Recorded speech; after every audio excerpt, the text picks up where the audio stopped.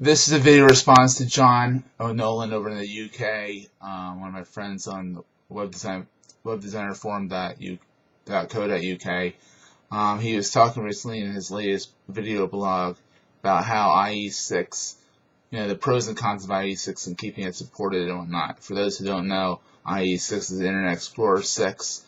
We're now at the Internet Explorer 8. We also have Firefox, Chrome, Safari, Opera out there that people use. John makes a good point. Is look at your user statistics, go into your analytics, and really look at where your user base is. And if a lot of people, you can do this in Google Analytics, you can actually look at where what each person's looking at, what percentage of people are looking at in what browser. That's definitely what you need to do, because certain people are not going to, if the target audience is techie and they're not going to, they're not going to be using Internet Explorer, especially not Internet Explorer 6, because they're most likely going to be on newer computers. Therefore, you don't really have to worry about IE6. You might want to worry about IE7 or whatnot. John said one of his blogs was, was only used, 90% was used by Firefox users. So that made no sense to support anything but Firefox.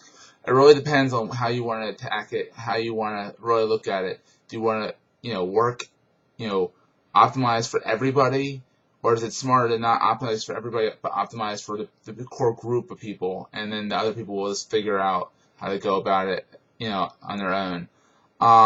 You really do need to think about your target audience. The same thing goes with screen resolution for your website, and so many other aspects of your website, of your web presence. You have to go into what is your user base.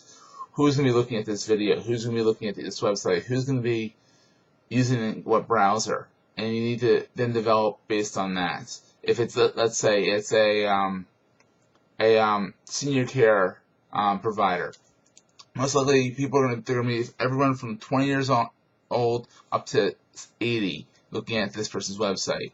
You're going to want to have the site be 800 by 600 or be able to be adjusted justly, for different screen resolutions. You might want to have a little thing to increase the size of the font. You're going to want to make it so that it is viewable in IE6 and the older versions of Netscape and Mozilla.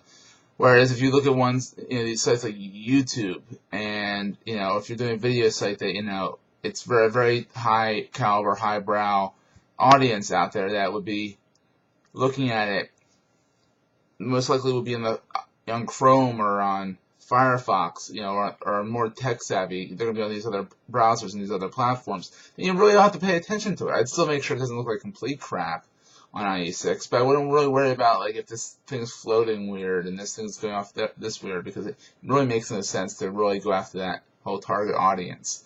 But that's just my 2 cents. I don't think it's right to just say, well, we're done. No more IE6, because there are still some people out there who are on IE6. But you have to look at your user base of your website. And if it warrants you optimizing for IE6, then you need to do that. If it doesn't, then don't.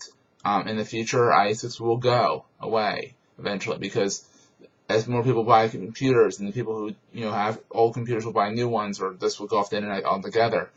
You're going to see, IE7, IE8 coming out there. Internet Explorer comes with the computer, at least in the United States. I know in the EU, it's a whole other story. But people are going to use the browser that your computer comes with, and they're not going to be adventurous and use other browsers if they're not that tech savvy. But if they, do venture out, they're going to try different browsers and find the one that they like the most.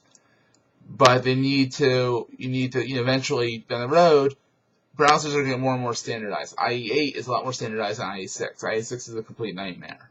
IE8 is a lot better. It's still buggy, but it has its own errors, but, it's a lot better. So as we go along, eventually IE6 will go by the wayside, and there will be a time when we have to just say, bye-bye IE6. I don't think that time's right now, depending on the site.